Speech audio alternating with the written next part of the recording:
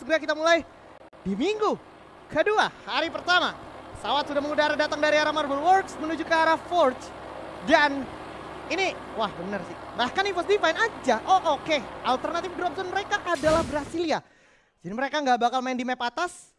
RRQ juga supposed to be sampai sentral tanpa gangguan. Tapi Ajisven kalau kita ngomongin RRQ, gue nggak tahu kenapa ini kan salah satu power map mereka ya. Benar? Jadi sulit loh mereka di sini.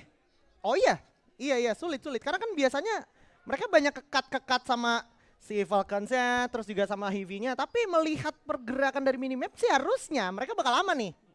Harusnya ya. Ya. Nah ini udah beli belum lo yang terbang-terbang? Lu tenang. Lu udah login belum? Dapat berapa? Hah? Berapa diamond? 4.000.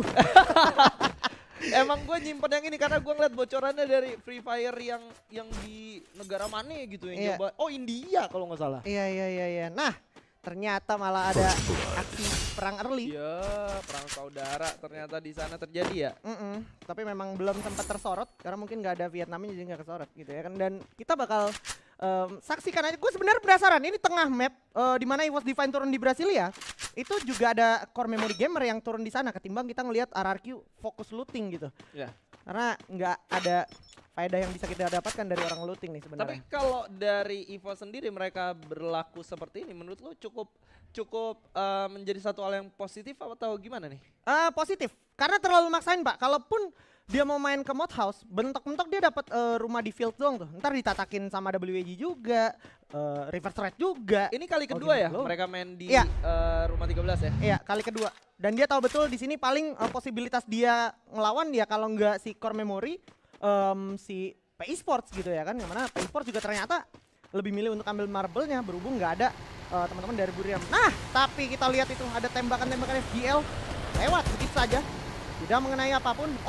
Bakal langsung diras sama 4 player sekaligus dari All Gamer Global. Hati-hati Ray. Siap dengan sebuah bizonnya. Nah, coba strafing dari sebelah kiri. Terlalu berbahaya Ray nampaknya. Tanpa bantuan apapun. Kita lihat gimana seorang Kocel coba berupaya untuk memberikan cover tapi sudah terlalu jauh dan agak sulit untuk memberikan cover saat ini sehingga EVOS Divine sekarang dalam posisi yang lagi kurang menguntungkan dan sepertinya bakal ada fallback mundur ke belakang dan bakal ditabrak saja sama teman-teman dari All Gamer Global. 2 player dari EVOS Divine kandas di tangan All Gamer Global, tapi sepertinya Enggot dan juga Rasya akan bergerak ke tempat yang berbeda nih Bung Stella.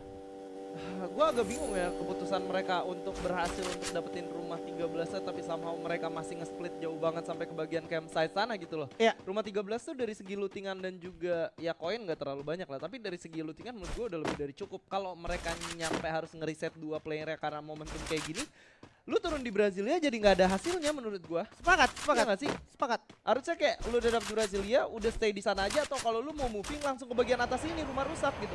Betul. Sampai situ aja. Iya. Sampai situ aja dapetin angle yang biasa juga mereka ambil di rumah rusak atas itu kan. Itu kan checkpoint mereka kalau main di atas. Benar. Dengan asumsi bisa jumpa sama core memory gamer juga. Tapi kita lihat sekarang di arah Golfers.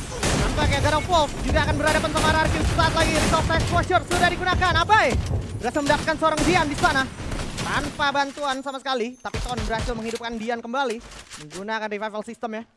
Dan ini menjadi langkah awal dari RRQ bergerak ke arah map sebelah kiri. Karena zona ternyata memang masih menyelimuti area tersebut Bung Skyla. Ini kemarin RRQ sempat waktu lagi di jembatan dibegal sama GOW di sini memang. Benar. Kan? Nah kalau mereka berhasil di sini dan mereka tahu tujuan mereka adalah main di arah kiri karena tidak ada Buriram United, ya menurut gua bakal sangat menguntungkan. Ya benar. Makanya dengan nggak adanya Buriram United sebenarnya jadi big deal banget secepat-cepatnya RRQ bergerak ya ke arah area map sebelah kiri Golf Course. Dan bahkan kalau bisa nge-clear siapapun yang ada di sekitaran Mountain Villa dan juga Golf Course gitu. Nah di depan sana, Abai dan juga Dir udah berhasil dapetin arsenalnya dan mungkin ini bisa jadi peluang untuk mereka stay dulu di sini sambil memastikan ini sisa orangnya tuh ada di mana karena mereka harus dapet info. Nih ada 1 orang di Tayo. Benar, harusnya udah dapet info tapi dari pergerakan dan juga crosshair mereka seakan-akan nggak melihat ke arah sana nih. Ini bakal dikomitkan langsung menggunakan mobil seperti apa? Bakal coba dicari karena tembakan udah mulai dirasakan karena seorang musuhnya udah obat duluan ya. Ya itu dia, udah dapet poinnya, berhasil diamankan. Bagus, 2 poin tambahan dan ini kalau di handle terus menerus sama teman-teman dari RRQ bisa bagus banget. Tapi dengan catatan, RRQ harus inget, vending machine-nya tuh di belakang tuh.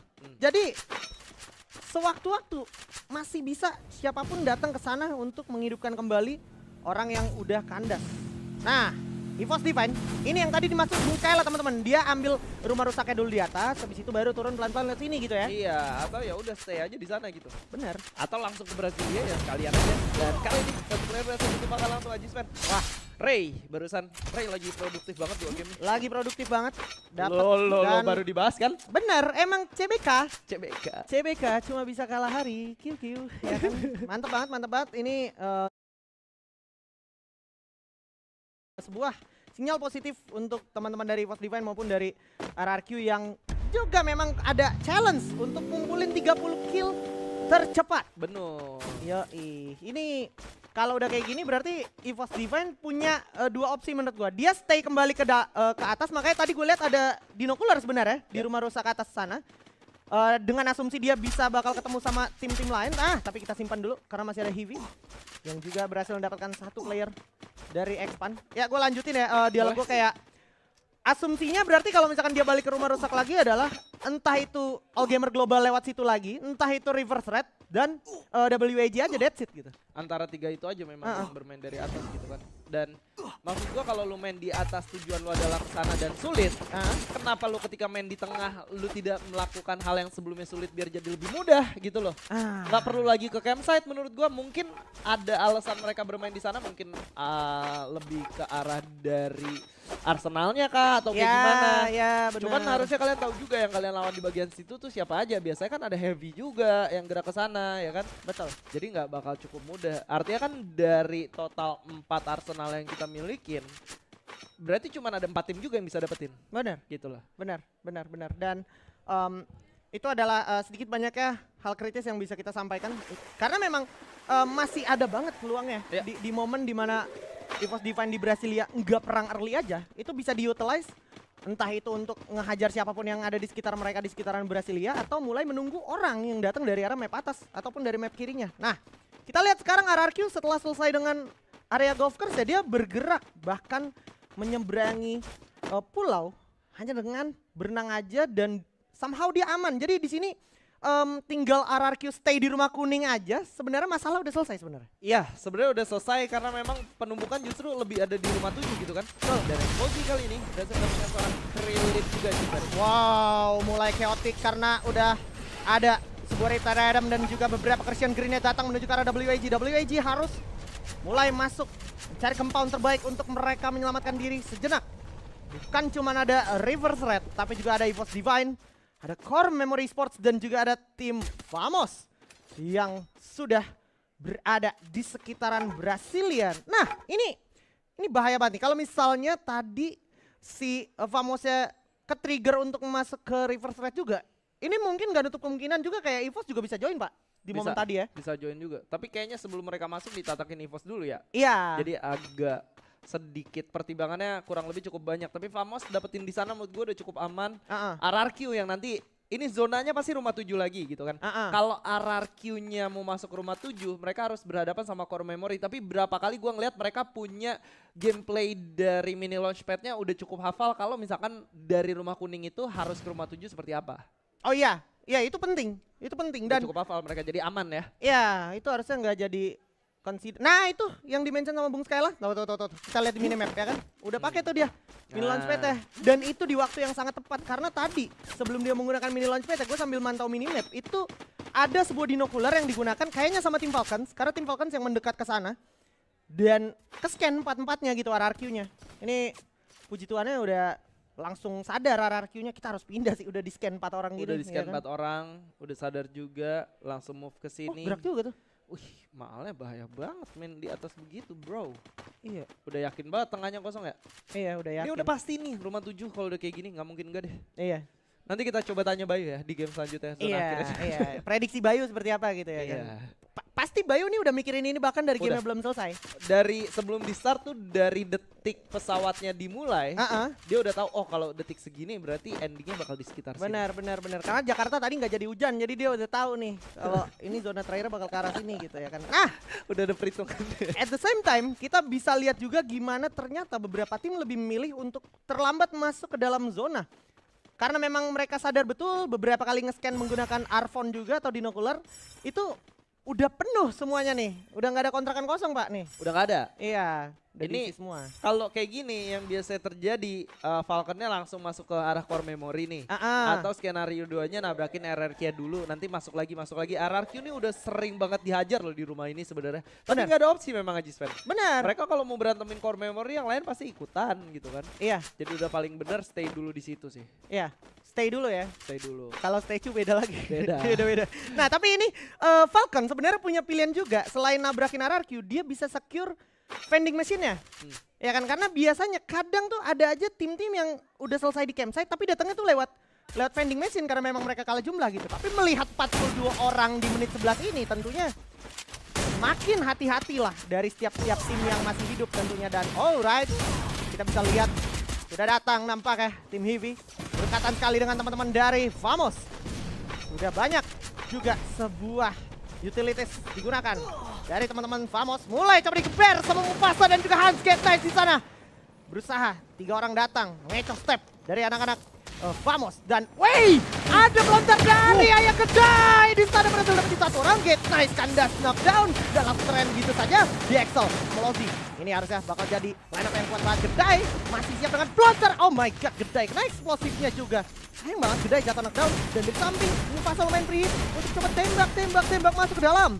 Dan ternyata masih ada Hans juga yang menyokong darah dari seorang Mufasa. Tapi this one at the same time harus jatuh knockdown di tangan seorang Jun. Bagus banget Jun berhasil dapetin momentum tersebut. Tapi kalau gue lihat Gedai sih udah sekarat banget. Dia harus dapat delay time-nya dulu. Makanya tuh lo lihat Gedai bahkan knockdown di tangannya seorang Rasha. Benar, dari kejauhan gitu ya. Yeah. Dan ini kalau kita lihat dari Heavy yang barusan coba untuk melakukan clearing ternyata tidak cukup mudah. Famos, Lozi, dan juga Gedai bersama dengan Jun dan DXL masih cukup kuat dengan 4 player yang tersisa. Kali ini Lozi mulai bergerak mendekat ke arah tim Heavy.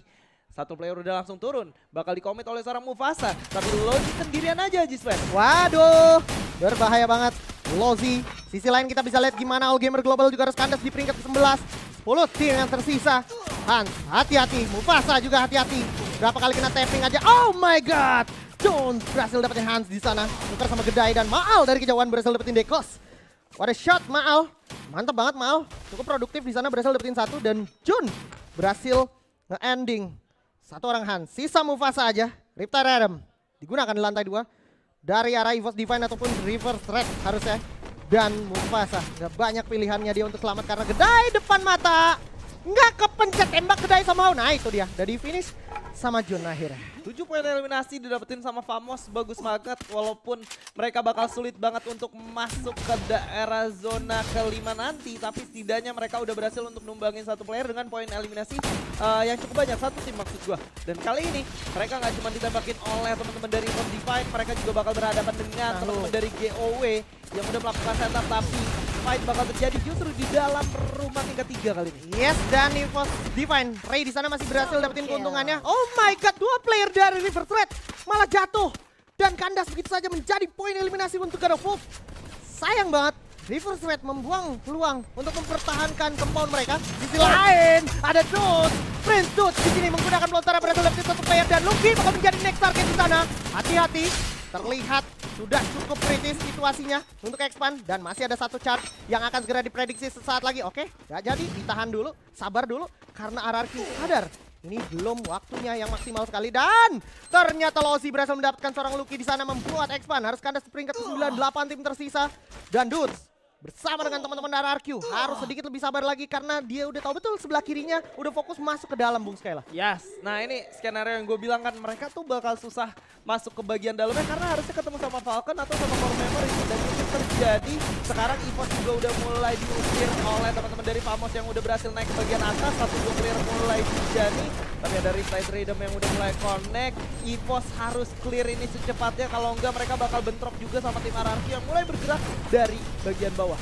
Yap, dan kita juga bisa saksikan bersama-sama gimana sebenarnya EVOS masih aman banget. Tapi yang paling penting sekarang, EVOS harus sadar, ini maksud gua nih, dari samping ada Mal, ternyata tanpa terduga-duga. Off angle mematikan dari Mal, bisa dimaksimalkan dengan sangat-sangat baik, tapi Risk of Exposure sudah diaktifkan untuk mengetahui di mana sisa lawannya berada. Jun juga berhasil mendapatkan aim guard somehow, harus jatuh knockdown. Di sisi lain juga gak ada kesempatan untuk WAG selamat sehingga dia harus kandas di peringkat ke-8 dan RRQ kali ini masih bisa mendapatkan kesempatannya.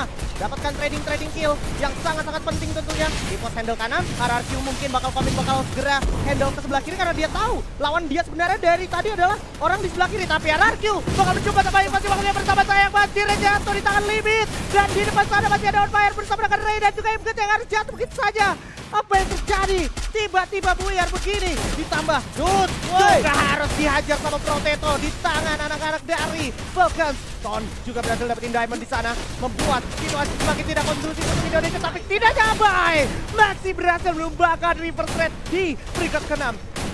Langsung masuk ke top 5 kali ini RRQ dengan 8 poin eliminasi yang mereka dapatkan, dan sayang banget Kocel menutup EVOS Diman hanya sampai ke peringkat ke-5 aja. 4 tim tersisa, RRQ masih ada, tapi lawannya adalah Cornet. Misklik Abai. Jangan diulang Abai, masuk kamera Abai. Sayang sekali, ini membuat anti klimaks tentunya untuk tim Indonesia karena persentase kemenangannya mulai menurun nih Bung Stella. Ya, dengan 22%, tapi kenapa mereka memiliki presentasi yang cukup besar? Karena memang resource mereka sangat luar biasa bagus. Abai masih memiliki FS4, punya 12 medkit, dan juga punya 2 granat. Tapi sayangnya kali ini Proteto berhasil ditumbangkan oleh RRQ, sementara RRQ harus tumbang Haji Friend di posisi keempat. Ya, 1-2 memang fakta yang sulit kita sanggah gitu, mengingat RRQ kalah jumlah dan jump lagi dan lagi. Dapat 2 pick off yang sangat-sangat penting di sana, sehingga tim Falcons kehilangan 2 player ya. Oh my god, Terror dan juga On Fire, bahkan On Fire juga kandas di tangan Kogar. Di depan sana masih ada player-player God of Love. Pede banget Dian untuk badanin teman-temannya. Oh my god, ada sebuah skill aktif yang mantep banget dari God of Love, sehingga God of Love berhasil mendapatkan